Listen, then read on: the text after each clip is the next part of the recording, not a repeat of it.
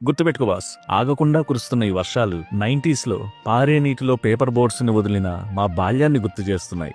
ఒక్కటేమిటి, ఎండా వాన కలిసొస్తే కుక్కలకి నక్కలకి పెళ్ళంటూ గోల చేయడం, బియ్యం సంచుల్ని రైన్ కోట్స్లా వేసుకుని తడవకుండా ఉండేందుకు తాపత్రయపడడం, వర్షం నీరు ఉరవని వసారాల్లో కట్టెల పొయ్యి మీద వేడివేడిగా కాల్చిన సజ్జరొట్టెల్ని నాలుక కాల్చుకుంటూ తినేయడం, జాస్మిన్ ఫ్లేవర్లో మత్తెక్కిచ్చే 3 రోజెస్ టీ గుమగుమల మధ్య తడుపుకొచ్చిన ఒంటిని పొయ్యి చుట్టూ చేరి ఆర్పుకోవడం, ముసురు పట్టిన పవర్ కట్ రాత్రుల్లో కిరోసిన్ దీపాల వెలుగుల్లో హఠాత్తుగా భయపెట్టే ఉరుములకు అర్జున ఫాల్గుణ అనుకుంటూ భయంగా పడుకునేవాళ్ళం. ఇక తెల్లవారాక తోకలేని కోతులంతా ఒక్కచోట చేరి అరే పిడుగు పేడలో పడితే బంగారు కడ్డీ అవుతుందట అని అనుకుంటూ చందమామలని ముద్దుగా పిలుచుకునే చిన్న తూనీగల్ని పట్టుకుంటూ సాయంత్రం వేళ ఆకాశంలో తారసపడే ఇంద్రధనుస్సుని కళ్ళప్పగించి చూడడం ఎంత బాగుండేదో.